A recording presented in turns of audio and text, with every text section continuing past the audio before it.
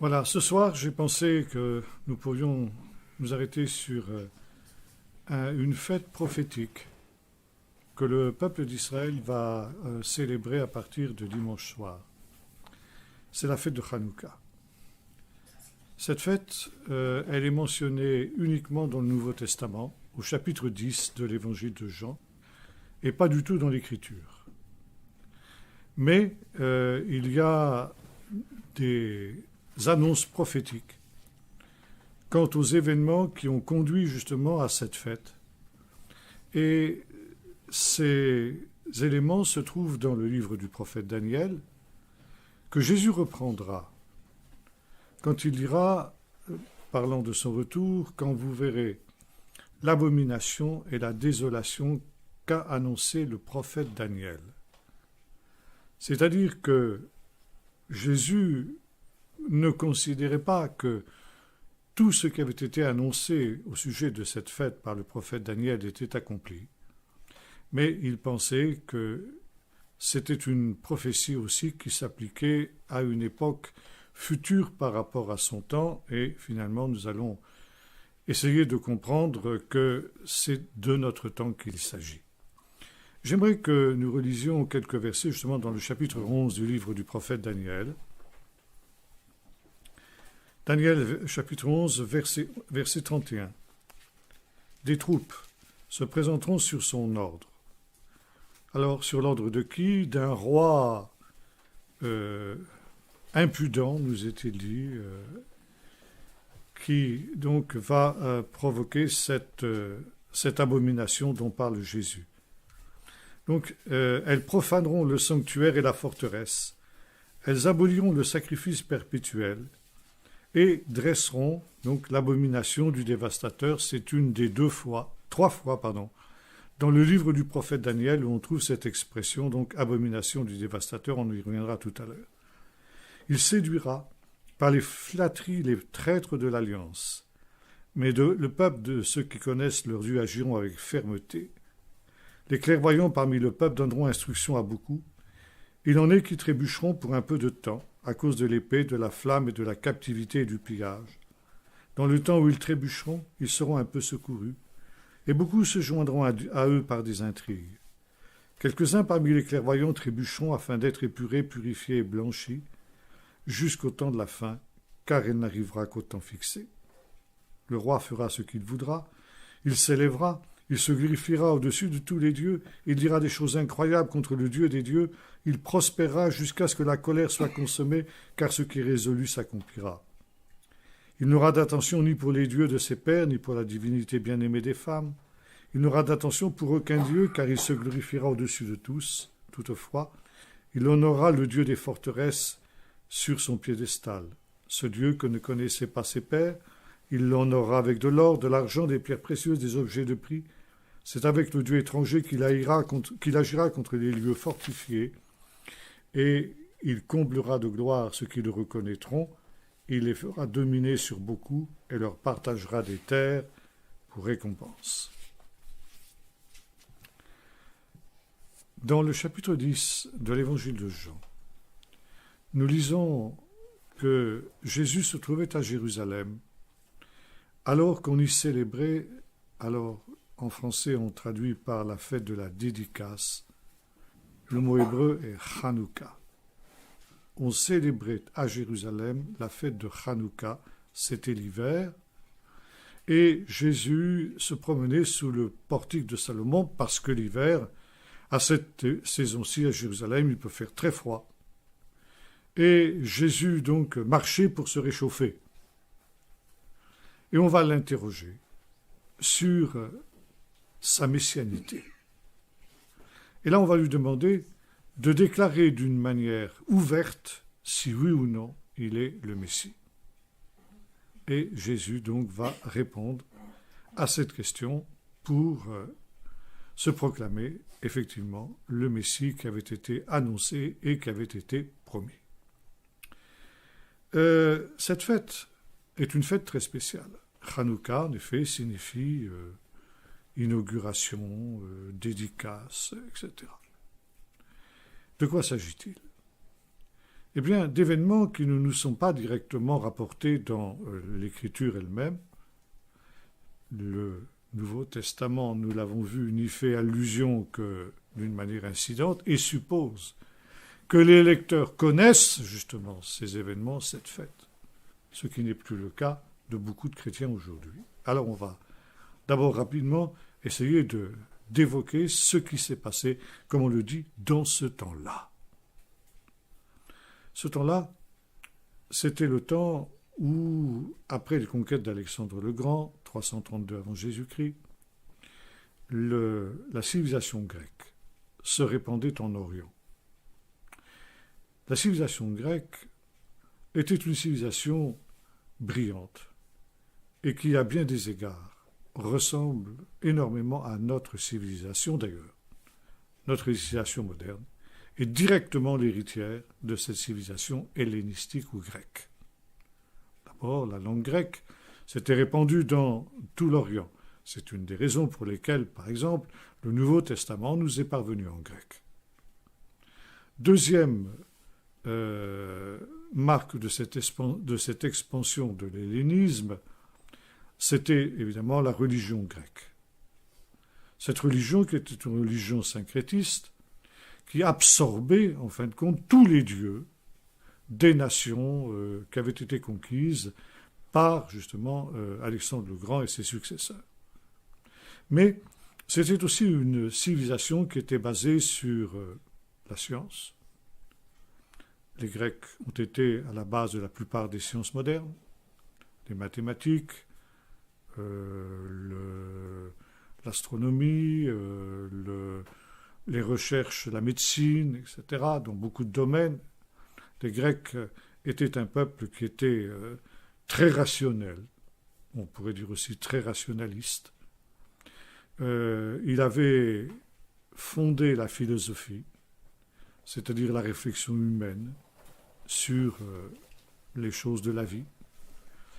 Et c'était une civilisation aussi qui glorifiait en quelque sorte l'homme. C'était une civilisation que l'on pourrait appeler humaniste, et c'est en cela que notre civilisation moderne ressemble à la civilisation grecque. L'homme était au centre du système. L'homme était la réalité la plus importante. Et les dieux, bon, finalement, à cette époque-là, on n'y croyait plus trop. Mais, par contre, l'homme était invité à se développer, à s'épanouir, à développer cette civilisation brillante qui était celle de la Grèce. Et il y avait deux domaines dans lesquels l'être humain devait se développer. Le premier, c'était le domaine de la culture, et les Grecs avaient accordé beaucoup d'importance à la culture. Le théâtre, la poésie, la musique, bref, tout ce que nous retrouvons aujourd'hui dans notre civilisation humaniste, et puis aussi le sport. Les Grecs avaient cette expression qui sera reprise par les Romains beaucoup plus tard, mens sana in corpore sano, un corps sain, un esprit sain dans un corps sain. Et par conséquent, les Grecs avaient développé d'abord aussi la démocratie. Et il y avait un peu partout dans le monde grec des villes indépendantes qu'on appelait polis, d'où le nom de politique en français qui vient de là directement, qui s'auto-administraient par le conseil du peuple, appelé Boulé, et qui est la base de notre démocratie moderne. Et puis, la civilisation grecque avait institué aussi dans chaque ville, outre des théâtres, des odéons, des endroits où l'on pouvait se cultiver, on avait aussi institué le gymnase. Et le gymnase, c'était, comme son nom l'indique, un endroit où l'on pratiquait toutes sortes de sports, mais aussi qui étaient des endroits où ensuite on développait l'esprit. Quand on avait accompli le sport, eh bien, ensuite, On pouvait écouter des philosophes qui donnaient des leçons, des cours, etc. Par conséquent, c'était une civilisation qui a eu énormément de succès dans le monde ancien, parce que aussi, en fin de compte, elle prônait, outre le développement de la personne humaine, le plaisir. Et l'idéal des Grecs, c'était justement de se libérer du fardeau du travail. Le travail était un esclavage, qui était réservé justement à des esclaves. Mais l'homme libre devait avoir le maximum de loisirs pour se cultiver et finalement pour vivre dans le plaisir. Et là, on voit justement que cette civilisation grecque avait posé les bases de l'humanisme moderne et de notre civilisation moderne. C'est ainsi que le peuple juif, le peuple d'Israël, revenu de l'exil depuis un bon siècle et demi maintenant, se trouvait soudain confronté avec cette civilisation brillante. C'est une civilisation qui, à certains égards, pouvait paraître supérieure à la civilisation juive, et notamment à la Bible. Et il y a eu déjà, à partir de cette période-là, un conflit larvé qui est né entre, disons, le peuple juif, le peuple d'Israël et la civilisation grecque. Dans un premier temps, il y a eu un accord qui a été passé avec les pouvoirs qui ont dominé sur Israël. C'était que le peuple juif, au sein du monde hellénistique, jouissait d'un privilège. Toutes les nations qui faisaient partie de l'Empire grec se devaient d'adopter la civilisation grecque, la culture grecque et la religion grecque. Bien sûr, surtout ce dernier point était inacceptable pour les Juifs, puisque pour la Bible, évidemment, il n'y a qu'un seul Dieu. Ce Dieu a des exigences, des lois pour son peuple, lois qui sont souvent contraires à ce qu'étaient les coutumes grecques. Et c'est ainsi que les responsables du peuple juif, qui étaient les grands prêtres en particulier, qui avaient à la fois un rôle religieux, bien entendu, mais également un rôle politique de représentation vis-à-vis des pouvoirs publics, les grands prêtres avaient réussi à négocier avec le pouvoir grec un modus vivendi, où le peuple juif avait, et c'était l'exception au sein du monde hellénistique, avait le droit de conserver sa religion, de conserver ses lois issues de la Torah, et cela sans interférence avec le reste du monde hellénistique. Mais il y avait une clause qui précisait que cette exception pourrait être remise en question si un jour le peuple d'Israël décidait d'abandonner ses coutumes, sa religion, ses lois. Et si librement le peuple d'Israël décidait de s'intégrer au monde grec, alors évidemment, on l'accueillerait à bras ouverts, comme vous pouvez l'imaginer. Et c'est ainsi que le peuple juif a réussi pendant nombre de décennies à conserver son identité, sa foi, sa religion, ses coutumes, ses lois. Mais, petit à petit, l'hellénisme s'est introduit insidieusement au sein du peuple d'Israël, notamment en ce qui concernait les jeunes. Les jeunes étaient plus sensibles que les autres à cette évolution. Et un certain nombre de jeunes juifs ont été amenés à considérer que la civilisation grecque était infiniment supérieure à la vieille religion juive. Et ils se sont mis à envier les pratiques et les coutumes des Grecs. Notamment, ils ont commencé à se livrer au sport. Bon, on pourrait dire, après tout, le sport, c'est neutre.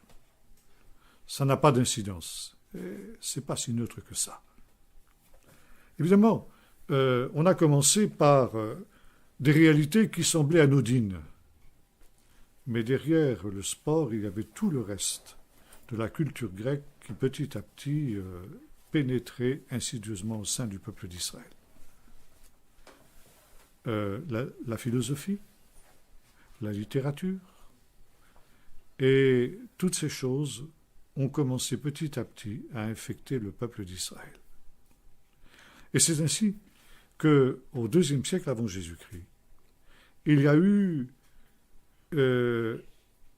toute une partie de la jeunesse du peuple d'Israël qui a véritablement lorgné, comme on pourrait dire, vers l'hellénisme, en sorte qu'un parti pro-helléniste s'est créé en Israël et à Jérusalem. On les appelait les Mithyavnim, c'est-à-dire les hellénistes. Et c'était des gens qui ne rêvaient que d'une chose, c'était de faire en sorte que la Torah soit abolie et que le peuple d'Israël s'intègre dans le monde hellénistique, ce monde grec qui était la quintessence de ce à quoi ces gens pouvaient rêver. Par contre, il y avait également à Jérusalem des gens qui ne voulaient rien entendre de cette civilisation grecque, parce qu'ils avaient compris qu'elle était absolument antinomique, absolument antagoniste avec la Torah, avec les véritables valeurs qui étaient celles du peuple juif, et par conséquent, ils s'y opposaient de toute leur force.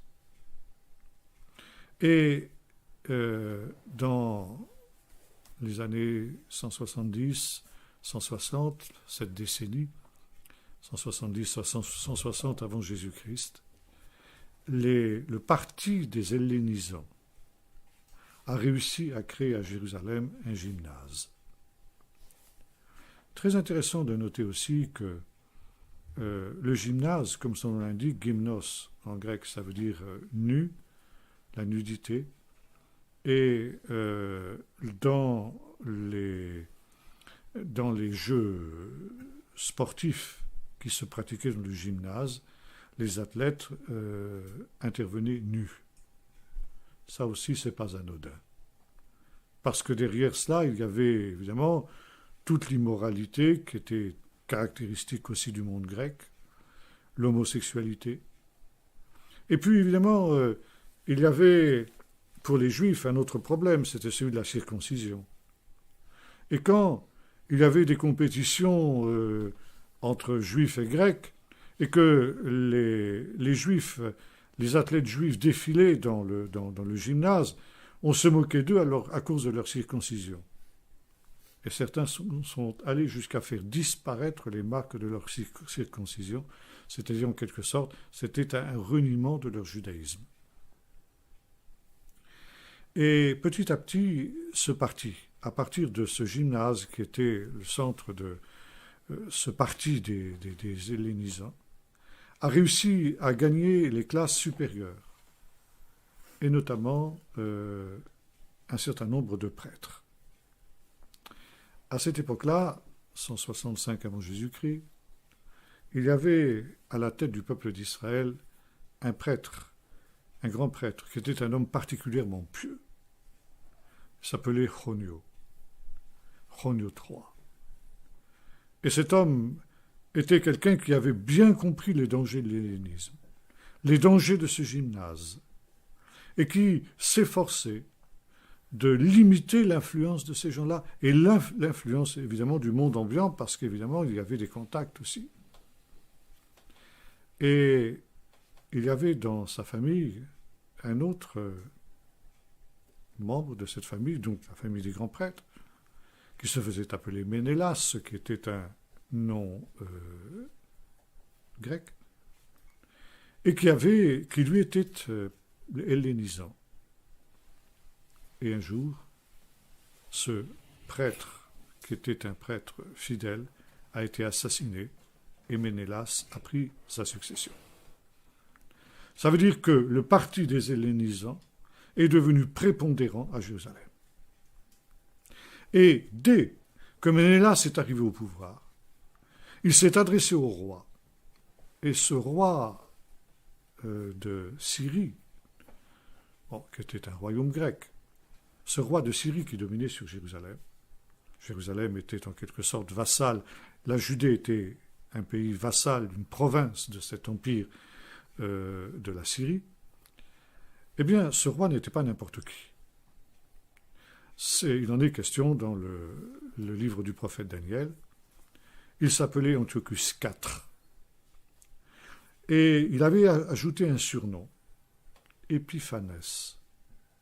Épiphanès, ça veut dire en grec Dieu révélé, Dieu manifesté. Et Antiochus Épiphanès, Épiphane comme on dit en français, était un homme qui se considérait comme une manifestation de Zeus, le roi des dieux du panthéon grec.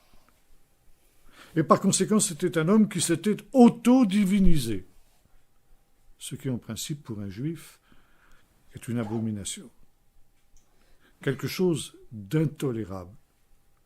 Un juif ne peut pas admettre qu'un homme se divinise. Et cet homme, donc, ce roi, avait été évidemment honni par le parti des fidèles qui se trouvaient à Jérusalem. Mais quand Ménélas est arrivé au pouvoir après avoir assassiné Chonio III, eh bien, il s'est tourné vers Antiochus IV en disant « Nous réclamons maintenant l'abolition de ce privilège que nous avons, nous, peuple juif. Nous voulons nous fondre volontairement dans le monde grec. » Antiochus IV n'attendait que ça, bien sûr. Et immédiatement, il a donc accepté que le peuple juif, le peuple d'Israël, entre dans ce moule qui était celui de la civilisation hellénistique. Il est venu en personne à Jérusalem et il a transformé Jérusalem dans une cité grecque, une polis. Et le temple du Dieu d'Israël, a été assimilé au temple de Zeus. Dans le lieu très saint, Antiochus a fait dresser une statue de lui-même, sous la forme justement de Zeus olympien. Et sur l'autel qui se trouvait devant le lieu saint, il a fait sacrifier des porcs. Vous savez que le porc est un animal impur. Et ça a été la profanation du temple. Cette profanation, qui avait été annoncée par le prophète Daniel, notamment dans le texte que nous avons lu, et quand Daniel nous parle de l'abomination et de la désolation, c'est ça, c'est la profanation du sanctuaire et l'érection dans le lieu très saint d'un objet abominable, c'est-à-dire d'un objet idolâtre, la statue du roi.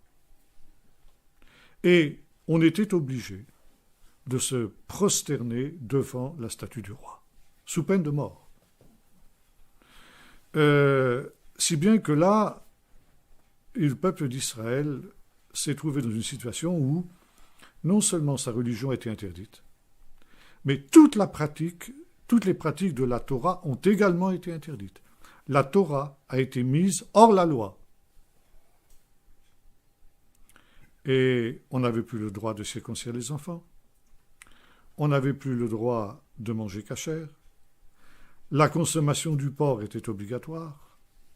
Et pour avoir refusé de manger du porc, un certain nombre de sages ont été mis à mort sur l'ordre du roi.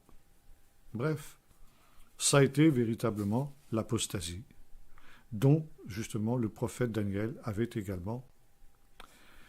Et il y avait entre autres objets de cette profanation le fait que, vous vous souvenez, dans le lieu saint, il y avait une menorah, c'est-à-dire un chandelier à 7 branches, tout en or. Et dans ce chandelier, on brûlait une huile spéciale, qui était une huile préparée selon ce qu'on trouve dans le livre des Nombres. Et lorsque le roi est arrivé dans le temple, il a fait main basse sur ce chandelier.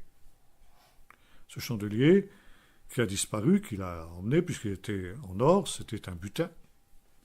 Et en même temps, il a fait disparaître toute trace d'huile pour que le peuple d'Israël n'ait plus du tout la possibilité d'allumer ce chandelier. Mais, selon des textes de l'époque, un prêtre fidèle a réussi à subtiliser une petite fiole de cette huile sainte et à la cacher dans un certain endroit du temple, parce qu'il espérait qu'un jour viendrait, parce qu'il connaissait les Écritures, et il connaissait notamment le livre de Daniel qui annonce que un temps viendrait, un temps où le roi et ses projets seraient réduits à néant.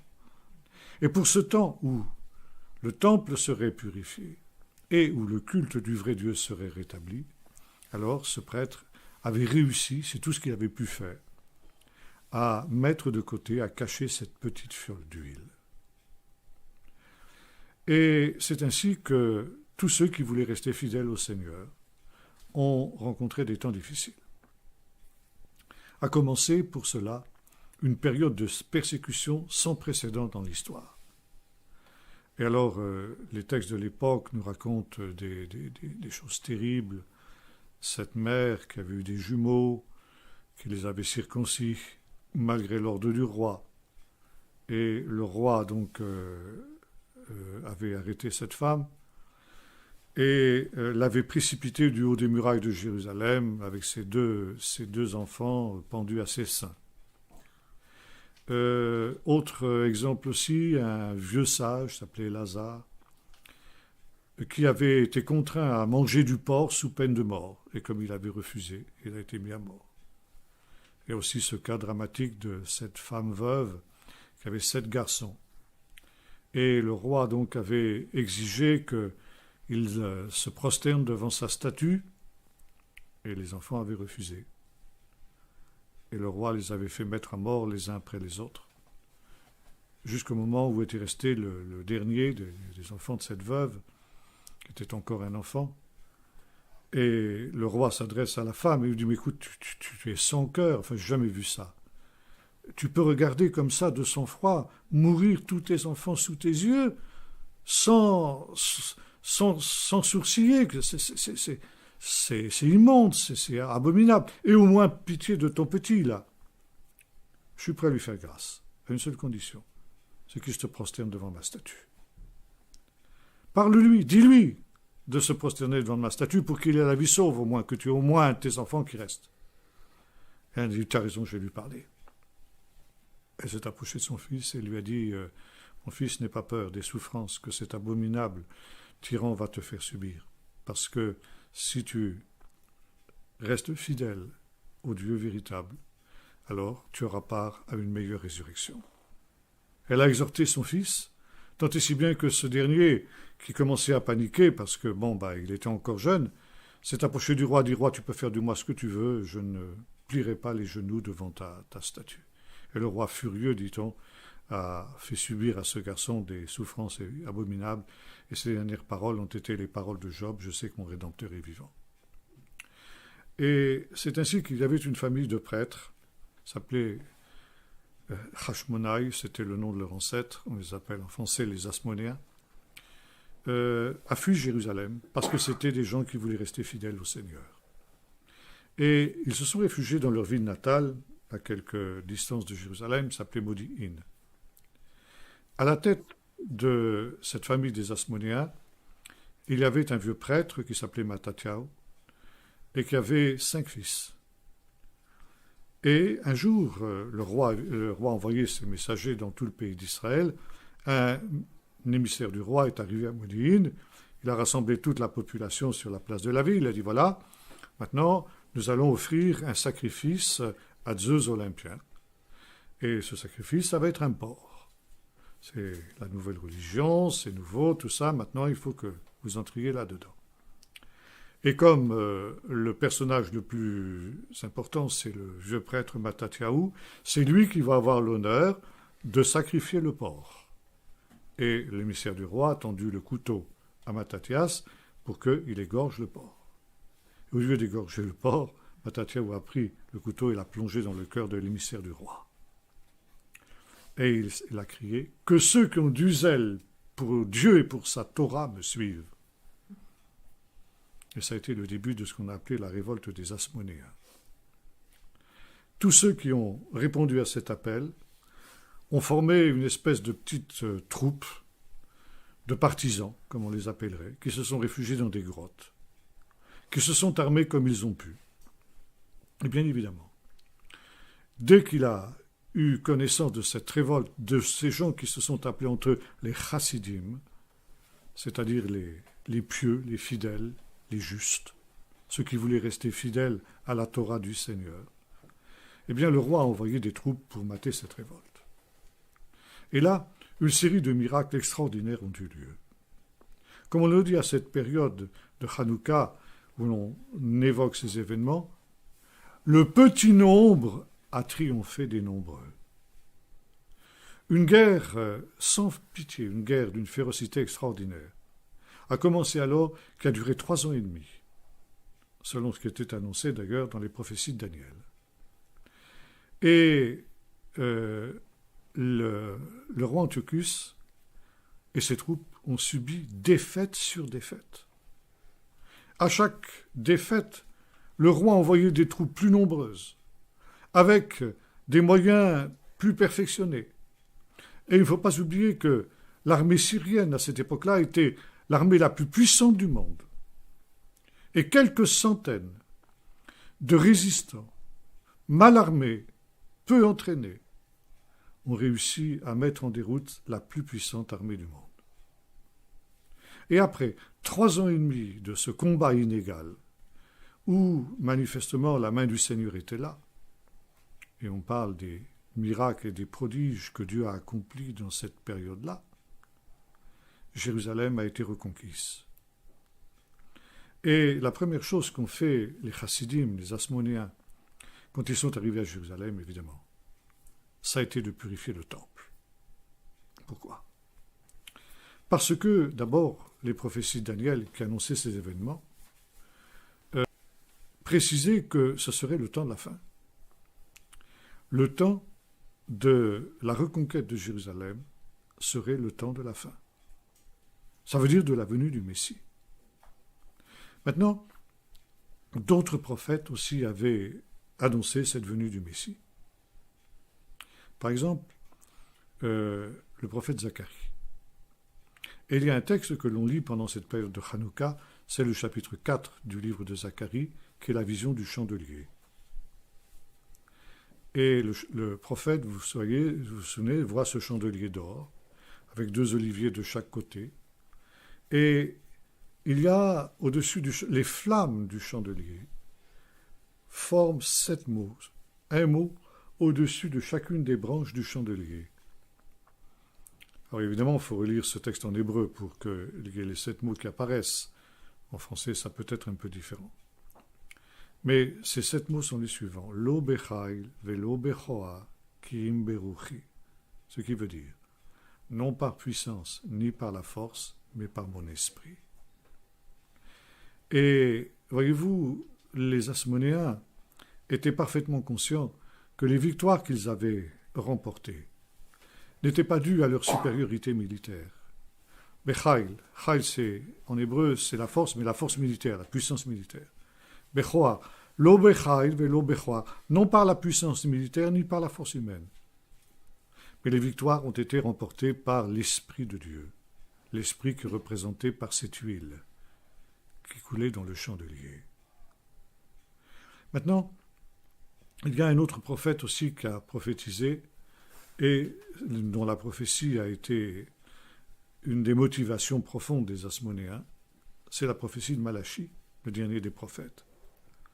Et notamment cette prophétie qui dit ceci, « J'enverrai mon messager, et soudain entrera dans son temple le Seigneur que vous cherchez, le messager de l'Alliance que vous désirez.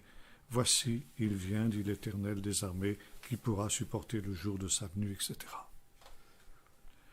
Le messager, c'était Élie, dont le prophète Malachi parle à la fin de son livre, et le messager, et ensuite il est question du Messie. Le Messie viendra. Ça veut dire que le Messie ne pourra venir, selon Malachi, que dans un temple qui sera véritablement consacré au Seigneur. Et c'est pourquoi le but premier des Hasmonéens était la purification du temple. Parce qu'on était dans le temps de la fin, à partir du moment où le temple était reconstruit, et il fallait que ce temple soit purifié de toutes ses idoles, de toutes ses abominations, de toutes les impuretés que le roi Antiochus avait introduites, de telle manière qu'il soit prêt et propre à accueillir le Messie. Alors, on est rentré dans le temple.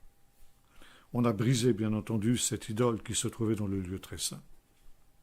On a brisé l'autel, on a reconstruit un nouvel autel parce qu'il avait été profané par les porcs qui avaient été sacrifiés. On a reconstruit à la hâte un chandelier de bronze parce qu'on n'avait pas le temps ni les moyens de refabriquer un chandelier d'or. Mais problème, il n'y avait plus d'huile.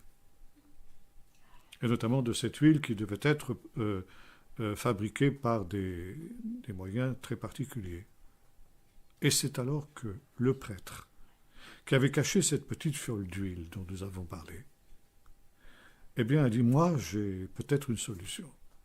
Et il est allé récupérer cette petite fiole d'huile que les Grecs n'avaient pas réussi à redécouvrir. Seulement le problème, c'est qu'il fallait, on a compté qu'il fallait à peu près 8 jours de travail pour fabriquer l'huile selon les règles de la Torah. Or, la petite fiole d'huile était bien insuffisante pour pouvoir tenir le temps que l'on fabrique de l'autre huile. Et selon les sources de l'époque, les chassidim ont fait un acte de foi. Et bien qu'ils savaient qu'ils en avaient pour quelques heures maximum, voire quelques minutes, avec cette petite fiole d'huile, ils l'ont quand même allumée. Et s'est produit alors ce qu'on appelle le miracle des Lumières. Pendant 8 jours, cette petite fiole d'huile a brûlé le temps nécessaire pour que l'autre huile soit préparée. Et donc 8 jours. Ensuite, donc, on a demandé à Judas, le fils aîné de Matthathiaou, le prêtre Matthathiaou l'Hasmonéen, qui était mort entre-temps parce qu'il était âgé, et c'était son fils Judas qui avait pris la suite. Plus tard, lui aussi sera tué dans les combats, parce que la guerre va continuer, bien que le temple ait été purifié. Puis c'est son frère Jonathan qui ensuite va prendre la relève, son frère cadet. Puis enfin, ce sera Simon, parce que Jonathan aussi sera tué dans les combats contre les Grecs. Mais Judas, on lui demande, mais maintenant, qu'est-ce qui se passe? Il dit, eh bien, il faut que d'année en année, nous célébrions cette fête pendant 8 jours, où nous allumerons aussi le chandelier en souvenir de ce miracle des Lumières. Cela jusqu'à ce que vienne un prophète et qu'il nous dise ce qui doit être fait au sujet de la venue du Messie, le prophète dont il est question dans le livre de Malachie, le prophète qui sera à l'image d'Élie, car à cette période-là, il n'y avait plus de prophète. Depuis Malachie, la voix prophétique s'était tue. Et par conséquent, on attendait ce temps où Dieu susciterait à nouveau le prophète des derniers temps, le prophète eschatologique, le nouvel Élie, qui avait été prophétisé par Malachie, qui annoncerait la venue du Messie, celui qui entrerait dans son temple. Il fallait que le temple soit pur, il fallait que le temple soit disponible pour y accueillir le Messie quand il viendrait, après que le messager de l'Alliance, le prophète, ait annoncé la personne du Messie et qui était le Messie. Et c'est ainsi que est née cette coutume, qui va être célébrée par le peuple juif la semaine prochaine. On a un chandelier spécial pour cette période de Hanouka, qu'on appelle pour cette raison la Hanoukia. C'est un chandelier qui a 9 branches et non pas 7. 8 branches et une 9e branche qui est en retrait par rapport aux autres. Soit, si elle est au milieu du chandelier, elle est plus haute, ou bien elle est en retrait comme ça, ou bien elle peut être sur un côté ou sur un autre. Cette 9e branche, on l'appelle en hébreu le shamash, ça veut dire le serviteur. Et elle représente cette petite fiole d'huile qui a servi à allumer en quelque sorte toutes les autres. Quant aux 8 autres branches, elles représentent les 8 jours de la fête, les 8 jours pendant lesquels cette petite fiole. Et chaque jour, à partir du premier jour de la fête, on allume une branche du chandelier. Premier jour, on allume une branche, deuxième jour, 2 branches, troisième jour, 3 branches, et ainsi de suite, jusqu'au 8e jour, où l'ensemble du chandelier est illuminé. Et il y a une symbolique très intéressante. J'ai dit ceci. À cette période de cette grande épreuve que le peuple d'Israël a connue, eh bien, ces chassidim, cette petite poignée de résistants, cette petite poignée de fidèles, s'est dressée comme cette petite fiole d'huile. Humainement parlant, pas plus que la fiole d'huile n'avait de chance de brûler pendant 8 jours. Humainement parlant, ces gens n'avaient aucune chance de vaincre. Et pourtant, Dieu a été avec eux, il a fait pour eux des miracles comme il a fait le miracle des Lumières. Et ces chassidim se sont levés comme une petite lumière dans la nuit, dans les ténèbres dans lesquelles avait été plongé le peuple d'Israël, par justement, comme le disent les sages, les ténèbres des soi-disant lumières des Grecs. Les Grecs répandront dans le monde entier les ténèbres de leur soi-disant lumière. Et dans ces ténèbres, une petite lueur, une petite lumière s'est allumée. Et cette lueur, cette lumière est allée en grandissant, elle ira en grandissant, jusqu'à ce que vienne le Messie. Parce que 8, c'est un chiffre symbolique qui représente l'époque messianique, le surnaturel. 7 plus 1. D'ailleurs, en hébreu, 8 se dit Shmini, Shmoné, Shmini. On appelle Shmini Atzeret, Shmoné. Shmoné, c'est la même racine que Shemen, qui signifie l'huile. Et l'huile, c'est aussi l'image du Saint-Esprit. Donc ici, le 8e jour de la fête représente le temps messianique où le Messie viendra, annoncé, révélé par le Saint-Esprit. Ce Messie qui est symbolisé aussi par ces 2 oliviers qui se trouvent à la droite et à la gauche du chandelier d'or qu'avait vu Zacharie, et qui viendra lui aussi, comme l'avait annoncé le prophète, non par la puissance militaire ni par la force humaine, mais par l'Esprit de Dieu. Et maintenant, si nous arrivons à l'époque du Nouveau Testament, notamment dans l'évangile de Luc, ce qu'on appelle l'évangile de l'enfance, c'est-à-dire les 2 premiers chapitres de l'évangile de Luc, nous nous rendons compte à quel point le temple est central dans l'évangile de l'enfance. C'est dans le temple que tout commence. C'est dans le temple que Zacharie, le vieux prêtre, qui deviendra le père de Jean-Baptiste, a la révélation de l'ange Gabriel, qui est d'ailleurs l'ange qui a parlé à Daniel, c'est le même, qui vient lui annoncer que l'on entre dans les temps messianiques, dans le temple, à côté de cet endroit où se trouve justement le chandelier, où est aussi l'autel des parfums, à côté duquel justement Zacharie officie. Et puis, nous retrouvons ensuite justement l'accomplissement de la prophétie de Malachie. Soudain entrera dans son temple le Seigneur que vous cherchez.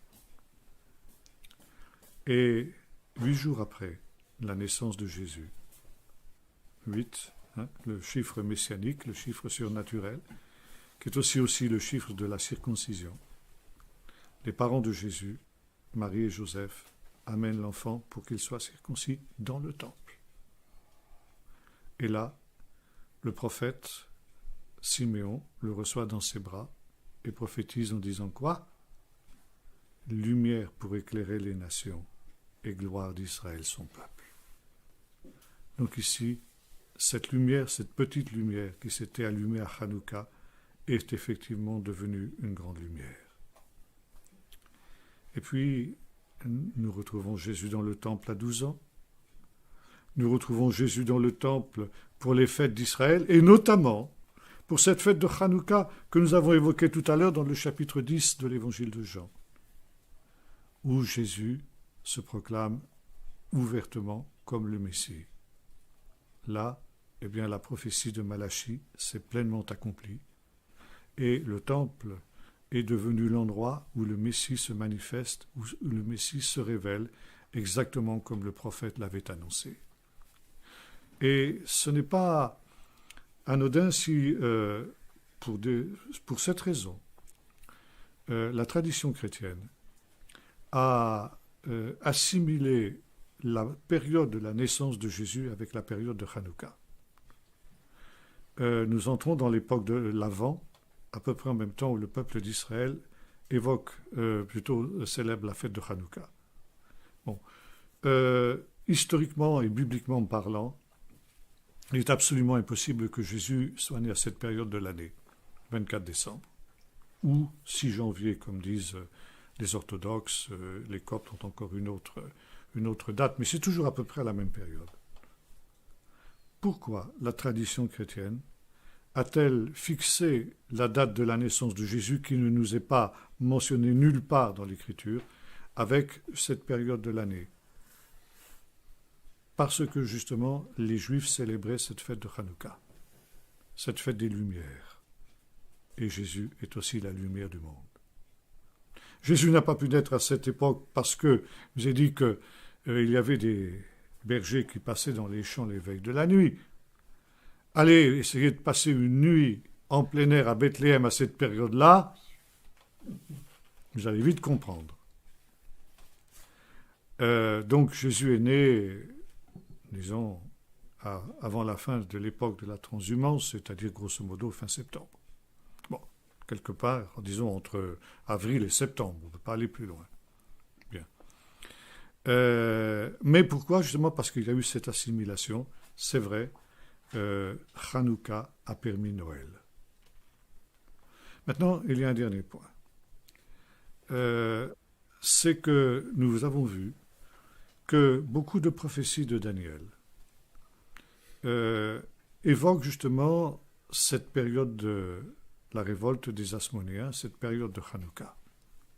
Et le texte que nous avons lu dans le chapitre 11 du livre de Daniel tout à l'heure est parfaitement explicite à ce sujet. Mais il y a néanmoins un petit problème, c'est qu'il nous est dit que ce sera le temps de la fin. Or, la fin n'est pas arrivée après la purification du temple.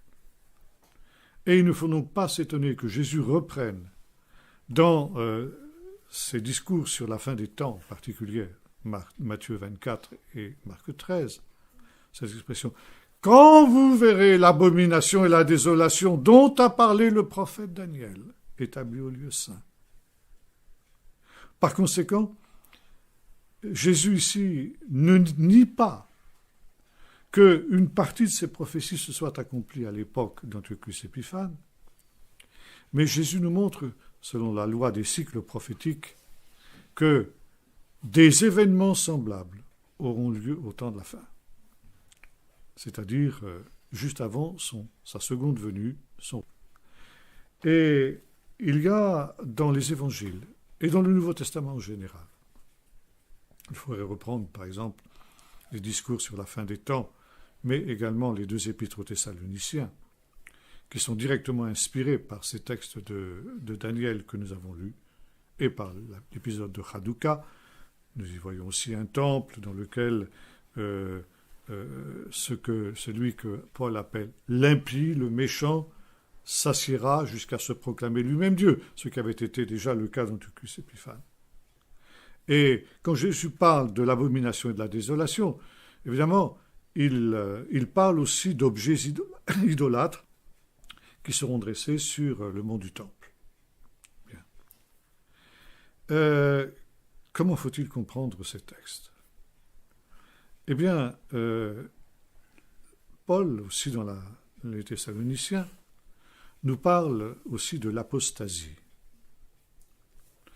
Et c'est-à-dire que finalement, ce qui était l'héritage de la Grèce, cette culture, cette civilisation humaniste, disons extérieurement brillante, séduisante, agréable, facile, réapparaîtra au temps de la fin. Et tout à l'heure, j'ai démontré comment notre civilisation actuelle, humaniste, ressemble comme une goutte d'eau à la civilisation grecque, qui, comme cela avait été le cas au sein du peuple d'Israël à cette période-là, pénètre insidieusement, y compris dans les milieux chrétiens. Nous avons vu que petit à petit, par des choses qui pouvaient sembler anodines, innocentes, le sport, la culture, la philosophie, la musique, la poésie, petit à petit, la jeunesse, puis une grande partie du peuple d'Israël, avaient été séduits par l'humanisme grec, au point qu'ils en étaient venus à ouvertement ensuite rejeter la Bible et finalement tout ce qu'avait fait la spécificité du peuple juif. Et Paul fait un parallèle, Jésus et Paul nous font un parallèle entre cette période-là et finalement le temps de la fin. Au temps de la fin, un nouvel Antiochus Épiphane surgira, celui que Paul appelle l'impie, le méchant, et que nous appelons, nous, dans un peu notre patois de Canaan, l'antichrist. Ni Jésus ni Paul n'emploient cette expression, c'est simplement Jean, dans ses épîtres en particulier. Mais nous retrouvons ce personnage qui est finalement une résurgence, une nouvelle manifestation de ce qu'a été Antiochus Épiphane. Un être, nous dit l'apôtre Paul dans la deuxième aux Thessaloniciens chapitre 2, qui se dresse contre tout ce que l'on appelle Dieu jusqu'à se proclamer lui-même Dieu. Ça veut dire qu'il va promouvoir ce qui était en gros l'opinion d'Antiochus Épiphane, dont il nous est dit ici qu'il ne respectait aucun Dieu. Ça veut dire que c'était un athée. Eh bien, ce que nous appelons l'Antichrist sera aussi un athée. Et Antiochus avait essayé d'imposer l'interdiction de la Torah, l'interdiction de la Bible, l'interdiction du culte du vrai Dieu. Et si vous suivez un petit peu les événements que nous vivons depuis quelques années maintenant, un système totalitaire de ce type-là, athée, est en train de se mettre en place, en particulier dans notre pays, mais également dans le monde entier.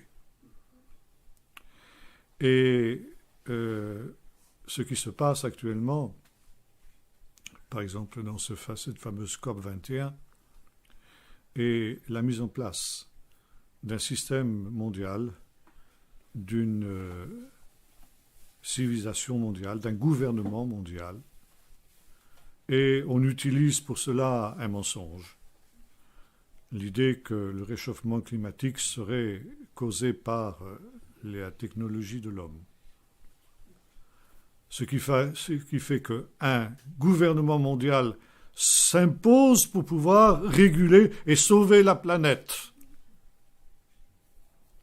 On nous ment, mais ça c'est classique. C'était déjà comme ça qu'avait fait Antiochus Épiphane.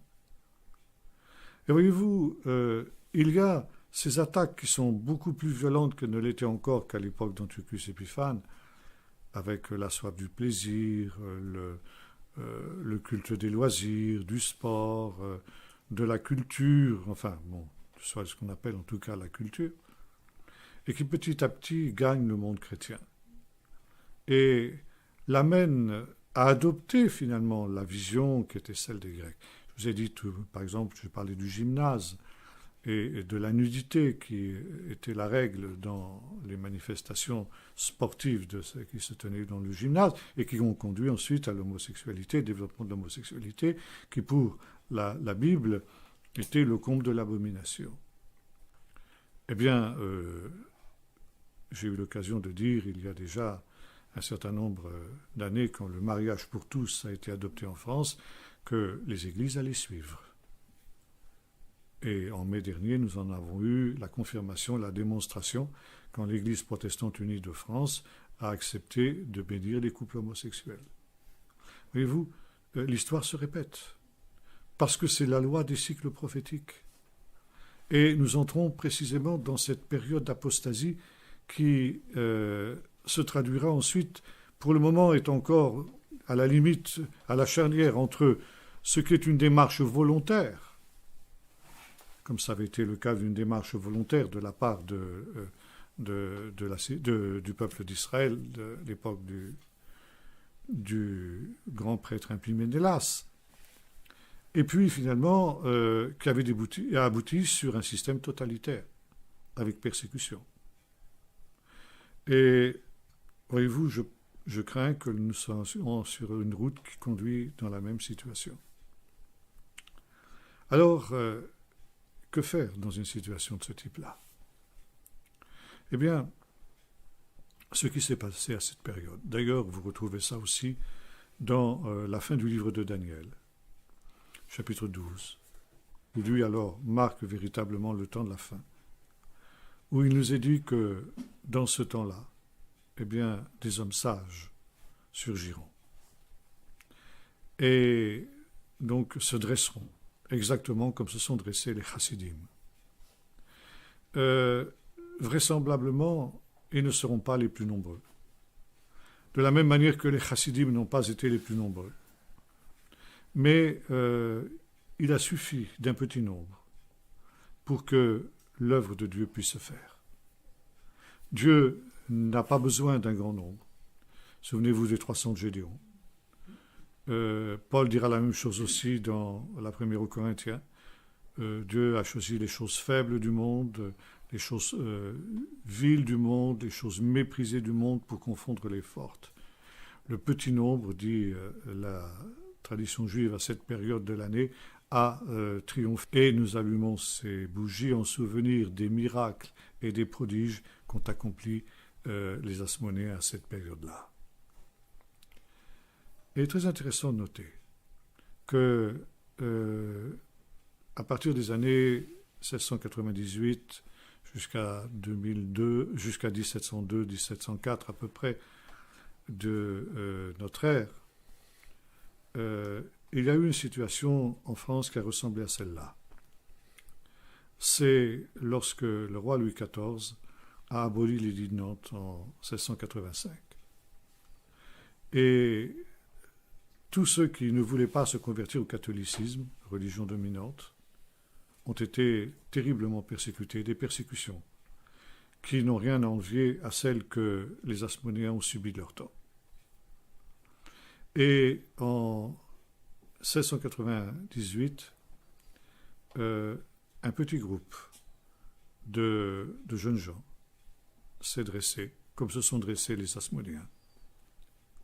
Et là aussi, une série de miracles extraordinaires ont eu lieu, où ce qu'on a appelé les camisards, qui n'ont jamais été plus nombreux que quelques centaines, quelques milliers tout au plus, ont réussi à tenir tête aux meilleures troupes du royaume de France, lequel royaume avait à cette époque-là, comme les Syriens de l'époque des Asmonéens, la première armée du monde. Et cette série de victoires complètement irrationnelles qu'ont remporté les Camisards sur leurs adversaires ne s'explique que par des miracles. Et ces miracles ont été évoqués dans un ouvrage qu'on appelle « Théâtre sacré des Cévennes ». Et ceux qui ont écrit cet ouvrage nous disent que ce qui a inspiré ces Camisards, c'était justement cet épisode des Asmonéens, cet épisode de Hanouka. Et là aussi, le petit nombre a triomphé des nombreux. Et même si, en fin de compte, la révolte a fini par s'essouffler, pas vraiment être écrasée, mais s'essouffler, eh bien, elle a sauvé le protestantisme en France. Ça, les historiens en sont conscients. Et, qui plus est, parmi les prophètes qui se sont dressés à cette période-là, il y en a eu qui ont prophétisé pour notre temps et qui ont annoncé ce que nous sommes en train de voir, justement. Et à savoir qu'il y a maintenant une situation qui est la situation du temps de la fin, qui implique un choix. À Jérusalem, à cette période-là, il y avait deux partis. Les hellénisants, les plus nombreux bien évidemment, et puis les chassidim, les justes, les fidèles. Les fidèles qui ont payé un prix souvent très élevé pour rester fidèles, mais qui ont sauvé le judaïsme, qui ont permis la venue du Messie, qui ont permis l'accomplissement du plan de Dieu, par leur bravoure, leur héroïsme, et surtout par leur foi. Non par la puissance ni par la force, mais par mon esprit. Et les prophéties des prophètes Sévenol nous disent qu'au temps de la fin, il faudra qu'il y ait à nouveau des gens qui se dressent comme ça.